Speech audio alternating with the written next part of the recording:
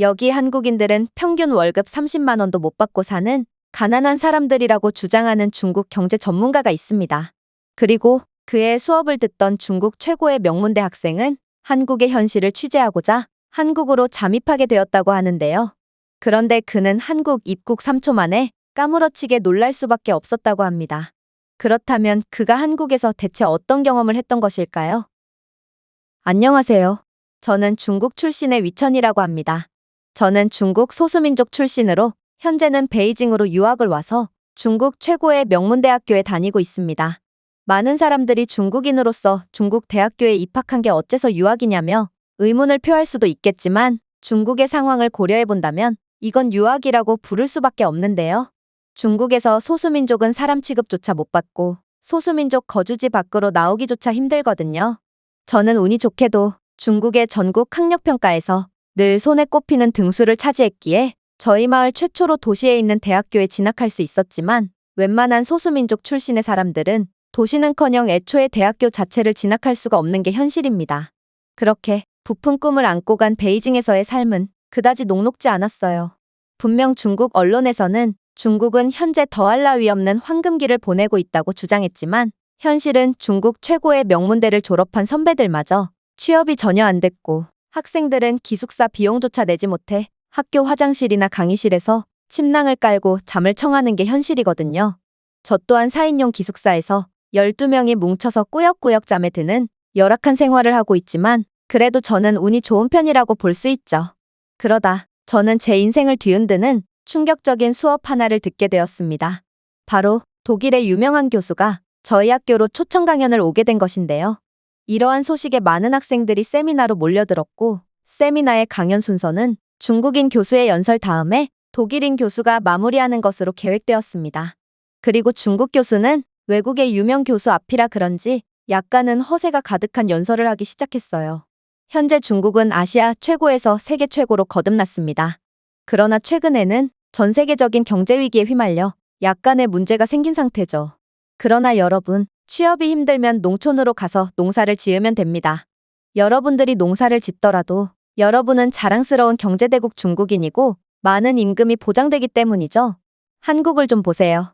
한국은 선진국인 척 허세를 부리고 있고 실제로 여러분들 중 몇몇은 한국이 잘 사는 국가라고 착각하는 경향이 있지만 한국은 이러한 세계적인 경제 위기를 극복하지 못했거든요. 한국에서는 대기업에 취직을 한다고 해도 중국의 농부들이 받는 임금에 비해서도 3분의 1도 못 받고 있고 현재 모든 인프라가 붕괴되어 중국보다도 훨씬 더 극심한 일자리 문제가 야기되고 있습니다. 그리고 이렇듯 한국이 중국처럼 하지 못하고 위기에 속수무책으로 당하기만 하는 이유는 바로 이 나라는 근본이라는 게 없기 때문이죠. 여러분들도 아시다시피 중국은 세계에서 역사가 가장 긴 나라입니다. 인류의 기원 자체가 중국일 정도로 중국은 세계의 중심이자 그야말로 지구의 역사 그 자체죠. 하지만 한국은 역사랄 게 없는 신생국일 뿐입니다. 그래서 중국의 음식이나 의복, 그리고 문화 등을 베껴가며 자신들의 거신양 행세를 하기도 하죠. 이런 점은 근본과 역사가 없는 국가들의 전형적인 특징이라는 것입니다. 여러분들은 자랑스러운 중국인이자 세계 역사의 산증인이라는 것을 잊지 마세요. 그리고 취업이 힘들다고 낙심하지 말고 가난하고 못 먹는 불쌍한 한국인들을 생각하며 농촌에서 새로운 삶을 시작해봅시다. 강의실은 일순간 박수소리로 가득 찼어요. 그런데 저는 도통 이해가 안 가더라고요. 중국 최고의 명문 대학교를 졸업한 학생들마저 제대로 된 일자리를 구하지 못해 농사나 짓고 살아야 한다면 도대체 일반적인 중국인들의 삶은 얼마나 힘들단 말인가요? 그리고 중국 최고의 인재들이라는 학생들이 고등교육을 마친 학생들 보고 농촌이나 가서 살라는 회피적인 연설에 환호성을 보내고 있다니 이들은 대체 무슨 생각을 하며 사는 건지 이해가 안 갔습니다. 그리고 아니나 다를까 독일에서 온 유명 교수는 이내 충격적인 강의를 시작하더군요.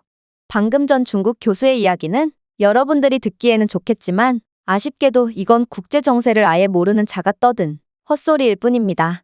여러분들 중에 한국을 한 번이라도 가본 사람이 있다면 한국이 가난하다는 소리는 전부 거짓말이라는 것을 단번에 파악할 수 있겠죠. 한국은 유럽 최고의 경제대국인 독일을 능가하는 선진국이거든요. 그러나 중국은 어떨까요? 여러분들은 정말로 중국이 세계의 중심이라고 생각하십니까? 물론 인정할 건 인정해야겠죠. 중국은 산업 부문을 강화하기 위해 필사적으로 노력했고 꽤 높은 기술력을 가지게 되었습니다. 그렇다면 중국은 어떻게 그런 빠른 속도로 기술력을 가지게 되었을까요? 중국은 불공정한 무역 관행과 산업 스파이 행위에 의존했습니다. 이러한 행동들은 주요 무역 상대국들의 제재와 국제사회로부터의 고립으로 이어졌죠.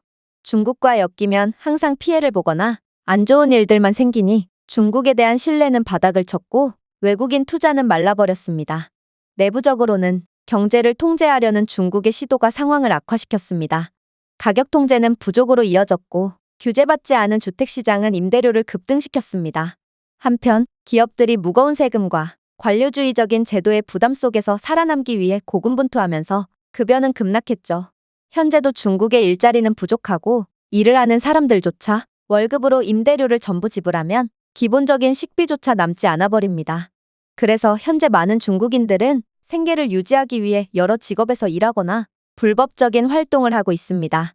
북적거리는 대도시였던 베이징이 절망의 풍경으로 변해버린 것을 보면 모르겠습니까? 고층 건물들은 이전 거주자들이 막대한 임대료를 감당할 수 없어 전부 나가면서 반쯤 비어 있습니다. 그리고 공공공원과 고가도로 아래에는 집을 잃은 사람들로 가득 찬 텐트 도시들이 생겨났죠. 이런 현실은 여러분들이 가장 잘 알지 않나요? 이곳 대학교가 중국 최고의 명문대학교라는 것을 부정하는 사람은 없습니다. 그러나 중국 최고의 엘리트라고 여겨지는 여러분들의 모습을 보세요. 기숙사비가 없어서 학교 주차장에 텐트촌을 설치해서 이곳에서 먹고 자는 학생들, 그리고 식비가 없어서 학교 급식실 쓰레기통을 뒤져서 음식물 쓰레기 더미에서 나온 찌꺼기로 연명을 하고 있는 학생들, 심지어 도둑질을 부업으로 삼아 기숙사의 물건들을 훔쳐서 작물시장에 내놓고 있는 게 여러분들의 현실인 것입니다. 심지어 제가 지난 겨울에 이곳 대학교에 초청되어 왔을 때 학교는 수도 공급이 끊겨서 학생들은 눈을 녹여서 식수로 받아먹고 있더군요. 중국 최고의 엘리트인 여러분들이 이런 지옥과도 같은 상황에 처해 있는데 다른 평범한 중국인들은 어떻겠습니까?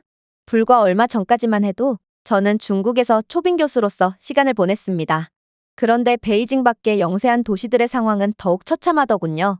모든 건물들은 전부 공실에 건설비 부족으로 짓담한 건물은 도시 분위기를 더욱 을씨년스럽게 만들고 있었습니다. 물론 이러한 건물들에는 하나같이 텐트촌이 형성되어 있었고 여러분들의 부모님 뻘 되는 사람들이 여러분들의 학비를 대주기 위해 노숙을 자처하고 있었죠. 그럼에도 자녀들은 대학교를 졸업했음에도 취업도 하지 못하고 있고 말이에요. 그리고 이런 희망도 없는 절망적인 중국의 시민들이 살아남기 위해 절도와 폭력으로 돌아서면서 그야말로 지옥이 있다면 여기일 것 같은 느낌을 자아내고 있었습니다. 그런데 여러분들은 최근 베이징의 텐트 도시들 중 하나에서 거대한 화재가 발생했다는 사실을 아십니까? 건조한 상태와 가연성 물질에 힘입어 화재는 빠르게 퍼졌죠. 소방관들은 장비와 자원의 부족으로 출동조차 거부했는데요. 결국 수십 명의 사람들이 사망했고 수백 명은 그들이 전에 가졌던 부족한 피난처조차 없이 남겨졌습니다. 당연히 여러분들은 이런 처참한 상황을 모를 겁니다. 왜냐고요? 중국은 언론이 통제된 국가거든요. 여러분들은 중국이 최고고 한국보다도 중국의 경제력이 높다는 터무니없는 중국 뉴스를 시청하고 있지만 이건 전부 거짓말이라는 것입니다. 이런 대형 사고조차 들은 바가 없는 여러분들의 현실을 좀 보세요. 중국에서는 인터넷에서조차 이런 정보를 찾을 수 없습니다. 그러나 아이러니하게도 중국을 제외한 전 세계인들은 이러한 처참한 중국의 사고들과 중국의 현실을 통제 없는 정보를 통해 전부 알고 있죠. 당연히 여러분들이 방금 들은 말인 중국의 농촌만 가도 한국의 대기업 임원보다 많은 돈을 벌 수 있다는 소리도 거짓말이라는 것입니다. 저는 한국에서도 여러 강의를 한 경험이 있고 오히려 한국에서는 편의점 아르바이트만 해도 중국 상위 0.1%보다 많은 돈을 벌 수 있습니다. 전 세계적인 경제 위기로 모든 사람들이 힘든 건 사실이지만 한국은 이를 세계에서 가장 우수하게 극복해냈다면 중국은 이러한 위기에 대응조차 못한 채 점점 침몰해가고 있는 것이죠. 여러분들이 언론 통제와 중국의 선전용 정보에 정신이 팔린다면 여러분들의 삶도 거기서 끝이라는 것을 항상 기억해 두시기 바랍니다. 독일 명문대 교수의 강연은 제게 큰 울림을 주었습니다. 저는 그동안 중국의 가난한 현실에 의문을 표하면서도 그저 다른 나라, 특히 한국보다는 상황이 낫겠거니 하며 그러한 처참한 현실을 버텨내 왔거든요. 그런데 만약 그동안의 중국 언론들이나 교수들의 가르침이 전부 거짓말이었다면 이런 모순과 의문점이 전부 풀리는 상황이었습니다. 하지만 다른 중국 학생들은 저와는 전혀 다른 반응을 보였습니다. 이들은 의자와 책까지 집어던지며 거짓말을 하지 말고 당장 꺼지라며 욕설을 퍼부어댔거든요. 중국 최고의 엘리트들이라는 자들이 현실을 마주하려 하지 않고 그저 진실을 외면한 채 숨기만 하고 있다니 저는 중국이라는 나라에 회의감이 들었습니다. 어차피 저는 중국인이 아닌 소수민족이라는 정체성이 더욱 강했기에 더더욱 반감이 들었죠. 그렇게 저는 그날로 진실을 마주하기 위해 학교에 휴학계를 냈습니다.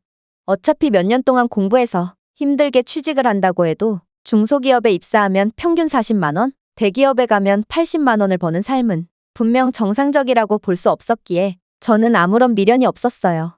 저는 그동안 공부를 하면서도 틈틈이 아르바이트를 해서 모은 돈 전부를 투자해 한국행 비행기 티켓을 구매했습니다. 제가 2년 동안 열심히 모은 돈이 한국에 한번 가는데 전부 사용되다니 저는 뭔가 허무함을 느끼면서도 분명 이런 중국의 가난한 현실이 정상일 리는 없다는 확신이 들었습니다. 그렇게 저는 한국으로 떠났습니다. 그리고 인천국제공항에서 비행기에서 내린 저는 즉시 깜짝 놀랄 수밖에 없었죠. 중국에서 듣던 가난한 한국은 대체 어디 갔는지 한국 공항은 수많은 외국인 관광객들로 붐볐고 현대적이고 효율적이었거든요.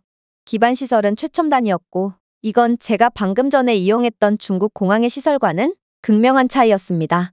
또한 중국에는 외국인 관광객을 거의 볼 수 없어서 그런지 공항 내에 한국인보다 외국인이 더 많은 한국의 모습은 이 나라가 전 세계로부터 인정받고 매력을 끌고 있는 나라임을 보여주는 듯했습니다.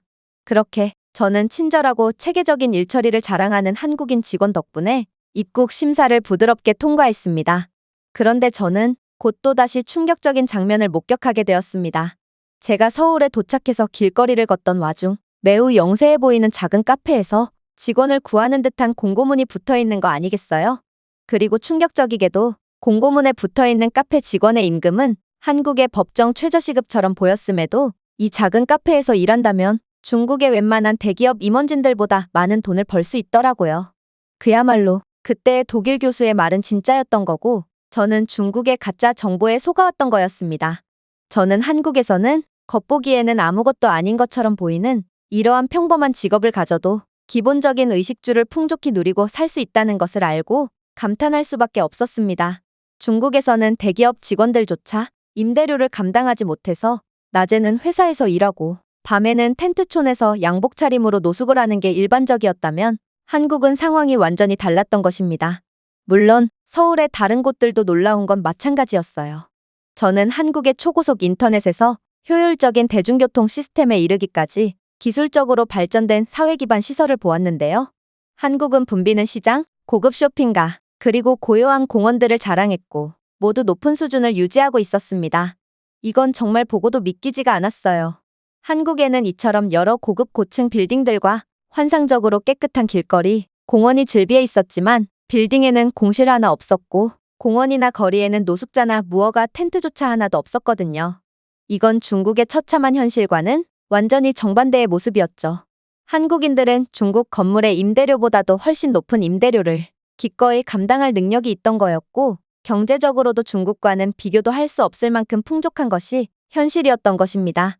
또한 저는 몇몇 사람들과 대화를 나누며 한국과 중국의 현실에 대해 더욱 자세하게 알 수 있었는데요. 한국에서 일하는 많은 소상공인들, 심지어 수익이 가장 낮은 직종에 있는 사람들도 중국에서의 상위 1% 이상을 벌고 있었습니다.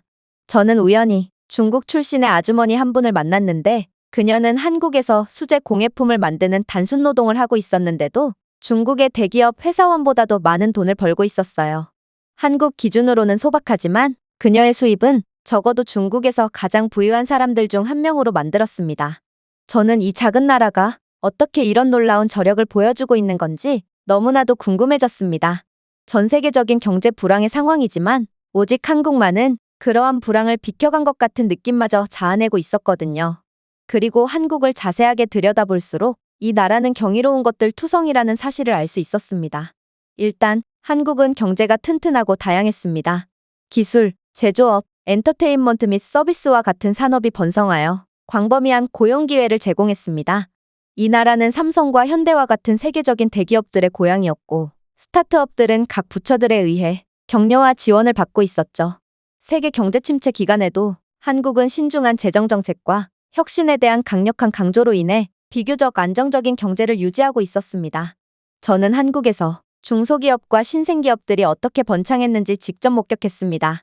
한국의 여러 부처는 기업가 정신의 환경을 조성하면서 보조금, 융자, 인큐베이터 프로그램을 통해 지원을 제공했습니다. 대조적으로 중국의 경제는 연구와 개발에 대한 투자가 부족하고 구식 산업에 의존하면서 침체의 직격탄을 맞을 수밖에 없던 거였죠. 또한 중국의 경제는 부패, 열악한 경영, 그리고 세계 시장으로부터의 고립으로 인해 파행을 겪었습니다. 이는 전부 중국이 스스로 자처한 일이었죠. 물론 억압적이고 구시대적인 정책들은 중국에서 새로운 기업이 성장하는데 엄청난 장애물로 작용하고 있었습니다. 그 결과 일자리는 부족했고 가능한 일자리는 종종 저임금일 뿐더러 불안정했죠. 당연히 한국의 상상치도 못했던 모습은 여기서 끝이 아니었습니다. 한국의 사회 기반 시설은 세계에서 가장 발전된 것 중 하나였거든요. 초고속 인터넷은 누구나 접근할 수 있었는데 이 나라는 세계에서 가장 빠른 인터넷 속도를 가진 나라 중 하나이며 5G 네트워크는 이미 전국적으로 출시되고 있습니다. 또한 대중교통 시스템은 효율적이었고 어디에서나 이용할 수 있었죠. 예를 들어 서울의 지하철 시스템은 공학적이고 깨끗하고 안전하고 믿을 수 없을 정도로 효율적이었습니다. 심지어 한국의 모든 대중교통 네트워크는 포괄적일 뿐만 아니라 기술적으로도 발전되어 비접촉식 결제 시스템과 실시간 추적 앱이 출퇴근을 한치의 시간 낭비 없이 할 수 있도록 도와주고 있었습니다. 도로는 즉각적으로 정비되었고 전기차 충전소의 확산은 더 친환경적인 미래를 향한 한국의 의지를 보여주었죠. 그러나 이런 사회 기반 시설 부분에서도 중국은 한국의 털끝만큼도 따라오지 못하고 있었죠. 중국의 도로는 잘 정비되지 않은 경우가 많은데 포트홀로 가득 찬 도로는 몇 년이 지나도 보수되지 않고 있는 게 중국의 현실입니다. 또한 중국의 도로는 제멋대로 설계되었기 때문에 교통체증은 너무나도 일상적인데요. 한번 막혔다 하면 10여 분, 수십 분 동안 정체되는 경우가 흔했기에 아예 운전석에서 잠을 청하는 사람들이 많았고 이들을 깨우기 위해 발생하는 자동차 경적 소음은 엄청난 스트레스를 유발하고 있습니다. 또한 중국은 엄청난 디지털 인프라를 가졌다는 편견을 가진 사람들이 많지만 현실은 중국에서 대중교통 결제는 제한적으로만 디지털 기술이 사용되고 있고 대부분 현금이나 번거로운 티켓 시스템을 통해 처리되고 있습니다. 베이징의 경우 상황이 조금은 나았지만 역시나 대부분의 중국의 영세 도시에서는 아직도 원시적인 시스템을 사용하는 게 현실이죠. 또한 중국은 악명 높은 구식 대중교통 체계를 가지고 있고 수도는 중심 지역만을 포함하는 단일 지하철 노선을 가지고 있을 뿐인데요. 결국 일선 도시가 아닌 많은 지역들은 서비스가 턱없이 부족했습니다. 가장 심각한 점은 중국은 인터넷이나 최신 기기에 접근하지 못하는 등 기술적인 차이가 극명했다는 것입니다. 인터넷 속도는 느리고 비쌌고 많은 시골 지역은 신뢰할 수 있는 인터넷이 전혀 없었습니다. 또한 중국 정부는 통신에 대한 엄격한 통제를 유지했기에 광범위한 검열과 제한된 디지털 자유로 이어졌죠. 이러한 한국과 중국의 현격한 차이 때문일까요? 한국인들의 삶의 질은 제가 상상치도 못한 수준이었습니다. 공공공간은 깨끗하고 안전했으며 모든 사람이 이용할 수 있는 수많은 문화 및 레크리에이션 활동이 있었죠. 사회 서비스는 노인, 실업자 및 장애인을 지원하여 누구도 뒤처지지 않도록 했습니다. 특히 저는 제가 관찰한 한국인들만의 공동체 의식과 시민적 책임감에 깊은 인상을 받았는데요. 한국인들은 공공장소에 자부심을 가졌고 자원봉사는 매우 흔하게 볼 수 있었습니다. 길거리에서 쓰레기를 줍는 사람들이나 위험한 도로에서 아이들을 위해 교통정리를 하는 사람들 등 중국에서 이러한 사람들은 당연히 돈을 받고 일하는 사람들이며 무급으로 봉사를 하는 사람은 절대로 없지만 한국에서는 이런 사회의 영웅들을 곳곳에서 쉽게 찾아볼 수 있었습니다. 이게 한국과 중국의 현실인 것이죠. 중국에서는 사회봉사가 전무했고 공공장소는 방치되었으며 공동체 정신은 매일의 생존을 위한 투쟁과 인간에 대한 만연한 불신에 잠식되었거든요. 한국에서 저는 사람들이 서로를 보살피고 공동의 이익을 위해 함께 일하는 강한 공동체 의식과 사회적 통합을 가진 것을 직접 목격했습니다. 한국은 전 세계에서 가장 낮은 범죄율을 가지고 있었고 사람들은 밤에 거리를 걷는 것이 안전하다고 느끼고 있었습니다. 역시나 대조적으로 중국은 시민들 사이의 신뢰 부족과 불일치감으로 범죄와 사회적 불안으로 고통받고 있죠. 얼마 하지도 않는 노숙자 텐트마저 서로 뺏고 뺏기는 싸움이 계속해서 벌어지고 있고, 이런 시시콜콜한 싸움에 인명사고까지 일어나는 중국의 처참한 상황을 보면 도대체 중국인들이 그동안 무슨 자신감으로 한국을 무시해왔던 것인지 황당함마저 느껴졌습니다. 한국인들은 양질의 서비스, 현대 사회 기반 시설, 그리고 다양한 문화와 레크리에이션 활동에 접근할 수 있고 편안한 생활 방식을 즐기는 높은 생활 수준을 가진 사람들이었습니다. 한국의 빈곤율은 1% 미만이었고 평균 연봉은 35,000달러 이상이었습니다. 대조적으로 중국은 빈곤율이 40% 이상이었고 평균 연봉은 1만 달러 미만이었죠. 이런 엄청난 경제대국이자 선진국인 한국에서의 경험은 저로 하여금 중국이라는 폐쇄적인 나라의 국경 너머에 있는 세상을 보여주었습니다. 한국인들은 하루하루가 삶의 투쟁인 희망 없는 중국인들과는 달리 야망과 희망을 가지고 살고 있었습니다. 이들은 혁신하고 창조하고 번창했죠. 한국은 사회가 개방적이고 미래지향적이며 진보에 헌신할 때 무엇이 가능한지 제게 똑똑히 보여주었습니다. 그러면서 저는 제 자신이 한국에 대해 얼마나 잘못을 저질렀는지 믿을 수 없었습니다. 한국은 경제적으로 안정되었을 뿐만 아니라 수입이 적은 사람들도 높은 삶의 질을 누릴 수 있는 곳이었습니다. 선진적인 인프라와 효율적인 공공서비스, 그리고 전반적인 질서와 번영의 감각은 중국의 혼란과 절망과 극명한 대조를 이루었죠. 저는 제가 평생 동안 믿어온 선전물이 떠올라 엄청난 부끄러움을 느꼈습니다. 저는 중국인들에게 심어준 열등감이 이들을 통제하고 이들의 지도자와 이들이 처한 상황에 의문을 제기하지 못하게 하는 도구였다는 것을 깨달았습니다. 저는 중국이 저를 어떻게 속였는지를 깨달았고 그 즉시 분노와 슬픔을 느꼈습니다. 저는 또한 한국의 깊은 존경심을 느꼈습니다. 과거에 직면했던 어려움에도 불구하고 한국은 세계적으로 인정받고 존경을 받는 선도적인 국가가 되었습니다. 저는 한국 국민들의 헌신과 노력, 회복력과 혁신적인 정신을 보았습니다. 이제는 변화에 대응할 때라고 느낀 저는 계획했던 것보다 한국에 더 오래 머물기로 결정했습니다. 저는 한국에서 더 배우고 문화에 몰입하고 한국의 성공에 기여한 요인들을 이해하기를 원했습니다. 저는 한국의 선진 산업에 대한 경험과 통찰력을 얻고 싶었고 최종적으로는 한국에서 일하며 살고 싶었습니다. 저는 중국 최고의 명문 대학교에 재학 중이지만 아직 졸업도 안 한 상태고 한국어도 못했기에 처음에는 인근 공사장에서 현장 노동자로 일해야 했습니다. 한국에서의 중국인 노동자의 이미지는 처참하다 못해 거의 만악의 근원이었지만 다행히도 소수민족에 대한 이미지는 나쁘지 않은 편이라 저는 한국인들의 도움과 따뜻한 대우를 받으며 일할 수 있었죠. 그리고 이곳 현장에서는 숙식까지 제공되었음에도 중국 대기업 임금의 4배 이상의 많은 돈까지 받을 수 있었기에 저는 몹시 만족하며 한국에서의 생활을 이어나가고 있습니다. 저는 제 한국에서의 경험과 제가 발견한 진실을 공유하면서 제 학교 친구들에게도 연락을 했는데요.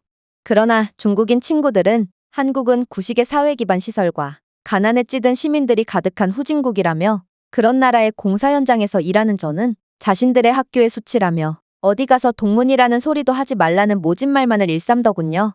저는 그들의 편협한 태도에 학을 뗐습니다. 저는 이래서 중국의 발전이 없었구나를 느꼈고 열등감과 자기 최면에 사로잡힌 중국의 미래는 안 봐도 뻔하구나 싶어 두 눈을 감을 뿐이었죠. 제가 준비해온 내용은 여기까지입니다. 끝까지 시청해주셔서 진심으로 감사드리며 여러분들의 구독과 좋아요, 알림 설정은 영상 제작에 큰 힘이 됩니다. 이상 세모튜브였습니다.